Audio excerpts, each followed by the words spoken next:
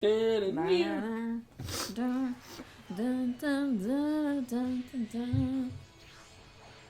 is going on, my super sandwiches? Rhymestyle here. That's part of the intro. I'm keeping that in video. No. Yeah. And welcome back to our weekly Dragon Ball Super episode 23 review of Resurrections F arc, and the fight is beginning to happen. You said Resurrections F. Resurrection F arc. I'm getting to it. And sometimes I tend to add S's to words that don't have words that need S's. Yeah. Barnes and Nobles, Attack on Titans. Nah. Big shout out to Afro. So episode 23, we have the beginning of the Goku versus Frieza match. But before we get to that, we got to talk about the happenings at the very beginning of the episode. So it starts off with, first of all, let's talk about the funny moments. Goku and Vegeta training, and Beerus' request, which, by the way, they didn't say how long they were in it. I know. I was like, say it. Just tell us. Well, Beerus did say they were in it for quite a while. And we do know it is kind of like the time chamber, the room of spirit of time. So it's probably a distortion or whatever. What was spent in the inside is very vastly different from the outside, but we don't know how long they were in there apparently. But it's funny because Beerus requests more pizza, and freaking what did Goku and Vegeta do? Well, they ate it all. They ate all of Beerus' pizza. Let me tell you something. If the God of Destruction, you know, if you're trained with the God of Destruction or in the vicinity of him, do not eat his food. I'm actually surprised he didn't kill them. I feel like it was kind of odd Beerus as a character, but then again, he probably likes him and stuff. But I thought it was hilarious with the whole, you really ate my pizza? Are you serious? First of all, how dare you? You don't eat anybody's pizza. There's one thing you don't do. Chipotle, pizza, what else? What else is some good food? Cookies. There's chocolates. There's certain foods that you don't eat from people, and pizza is at the top of that pyramid, and I'm surprised he didn't kill them. But let's talk about the important moment, or I guess not the important one, but the big moment. Gohan. Actually, do you want to go ahead and jump into that, because I feel like Gohan affected you more than it affected me. Probably because I'm a girl and he was like my #1 crush as a child, and now he's just a total pussy, and like that's life, you know. You get disappointed in life. Men especially disappoint you. And like honestly, it's like I'm at this point where I'm just like whatever. He's just a pussy. Like that's fine, whatever. But he did show regret for not training, and that kind of like was like, okay, finally you're waking up a little bit. Like stop following Chi-Chi's advice and your stupid family. And your stupid family. And so I kind of think maybe later on he might start training again. I really hope so.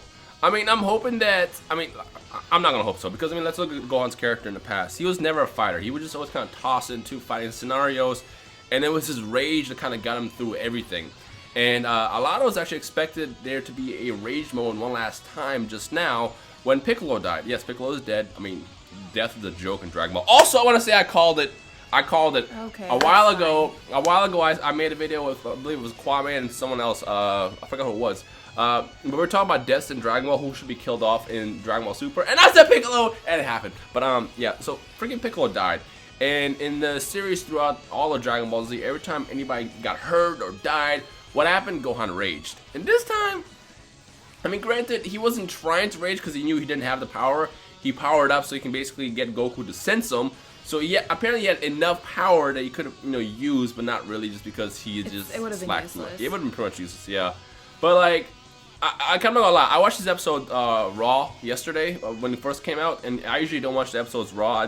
I kind of want to unsub. I like to watch them unsubbed when something's going to happen, and I knew Gohan was supposed to go into rage mode. So I'm like, you know what? I'm gonna watch this unsub, and nothing happened. And then initially I was like, what the hell happened? But now it makes sense as I watch a sub version. He was just trying to power up and get Goku to sense him so they can arrive to planet Earth, because apparently it would take 35 minutes to get to Earth, even though originally they said 26 minutes in Resurrection Epoch, whatever. The point is, I was hoping that Gohan was going to do something, because like that's the one thing he was always known for, and that was just powering up like crazy, whooping some ass, and then everyone go, oh my god! That's all it comes down to as Gohan's character. In fact, I'm gonna probably do another video about this tomorrow, talking about, I guess, the future of Gohan's character. I know I've talked about Gohan like the past 3 weeks, but every time a new episode airs, I just have more to talk about. So probably tomorrow I'll do a more in-depth video. But as of right now, Gohan is just, he's a scholar, I get it. He's not meant to be a fighter. But he did mention in this episode that, he needs to protect his family, and he can't, so he basically failed. So in the future, I think that he can start to realize that training is the way to protect his family. You don't need to like be a scholar. You don't need to have a job like that. Like that's not gonna protect your family. Like whoop-de-doo, like your wife is rich. What the fuck do you have a job for? What is that? You know, your wife's dad is rich, like probably one of the richest people in the world, right? And it's just silly, and I think that training is where it's at for him, and I think this moment... He has the perfect setup. Like, Goku and Chi-Chi are poor. I understand why Chi-Chi wants money, but Gohan is literally set. Like, dude, you can just be training all the time. But you know what? I've learned to accept this, and again, I'll go in depth about this tomorrow. The reason why we all hate Chi-Chi is because she wants characters to be who they're not. For example, she wants Videl to not train Pan to be a martial artist. She wants Gohan to be a scholar. She wants people to be who they're not. And I feel like we're kind of Chi-Chi in this situation because we want Gohan to be this big warrior, but he's never been that warrior. We just saw those rage moments. Like, we love his rage moments, but at the end of the day, he's never really been a savage. I mean, he was a savage when it comes on fights, but he's never been like that person that's like, he's basically the next Goku. Which I think they originally tried to make basically Gohan be the next Goku after the Cell Saga ended, but that didn't work out at all. Gohan is just that character that's unique to his own, I guess, personality, and that's what he was supposed to be, but we never accepted that. Especially after Cell. After Cell, we never wanted to accept Gohan to be this, like, as she said, pussy. So, I don't know, I mean, after seeing this, I'm hoping that maybe he does change after this arc, and, you know, maybe he does join in on the next arc. I'm not going to talk about the details there because I don't want to spoil stuff in case you haven't been keeping up. But I'm hoping that maybe we have something in the future. But at the same time, I'm kind of like, you know what? I've accepted it. Gohan is he's what you just saw. That's Gohan. He's just going to be a father, a researcher, a scientist, whatever. And he's done fighting. But the amazing moment in this was freaking Vegeta versus Captain Ginyu. Oh my gosh, it was so glorious. I was like, oh my god, I love Vegeta. I love Vegeta. Like, when that was happening. See, now there is a savage character. Actually, big shout out to, who was it I was talking about? There was someone talking about on Twitter the other day. I think it was T-Dub Gaming. Or it might be someone else. I forgot who it was. If you're watching this, let me know in the comments below. Talking about that Gohan was never a savage. Vegeta is a savage. He was always a savage. Like, from, you know... how he destroyed everybody on planet Namek, including the Namekians, to, you know, even right now, how he just walked up to Captain Ginyu, like, popped out in front of him and just blasted him into nothingness. Like, that's a savage character. Gohan is he's just a kid. He's innocent. He does what he has to do, though. He does what he has to do, like, and that's just all there is to it. Which isn't a bad thing. Like, no, I mean, he does what he has to do, and what he has to do changes throughout time. So that's fine. Like, that's his character, though. I mean, the cool thing about Gohan is he's unique to himself. Everybody is something, but like Gohan is just we need to accept the fact that he's never going to be as savage as Vegeta was. But I cannot wait for next week because also, by the way, we got some more story development in here right now. Goten and Trunks get sent away, obviously because Goku says go to Dende's and tell him what happened because he just kind of like bring Piccolo's body. Yeah, well he brought Piccolo's body to Dende's. And then came back and then told Goten and Trunks to leave and tell them what happened because he didn't, I guess, explain. But that was really just an excuse so Goten and Trunks to leave. I think Krillin got sent away too. I don't remember. I missed those. You said he got sent away too? No, I said he should. Oh, he should get sent away. Yeah, he probably should. So they kind of fill it in why Goten and Trunks will probably disappear for the rest of the arc, which kind of makes sense.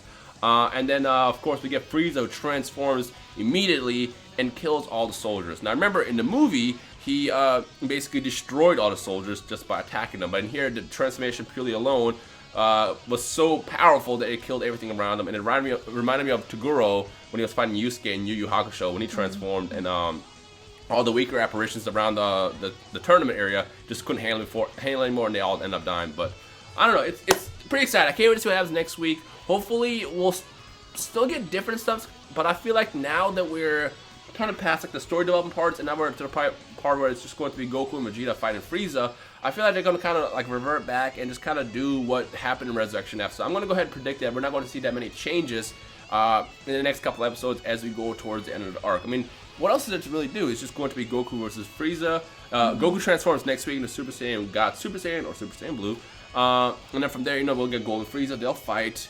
Vegeta will probably take over. He'll blow up the planet and do the whole time reversal thing. I'm sure they're going to do the exact same thing that happened in Resurrection F, but for the most part, I'm hoping that we do have a little bit more changes, but I'm not going to hold my breath for this. But I still want to see the fight. I'm really excited for the fight, and you know how I know this is still good for me? Like, because during this episode, I almost forgot that it was an episode, and I was kind of expecting to watch the whole fight happen in front of me, and I was like, oh, wait, these are episodes. Oh, I have darn. to wait a week. Yeah. But that's how I know it's still good. Like, I still enjoy it. Because, like I said, the fight between Beerus and Goku in the last arc was easy. My top 5 favorite fights in all of Dragon Ball. Like, that was intense.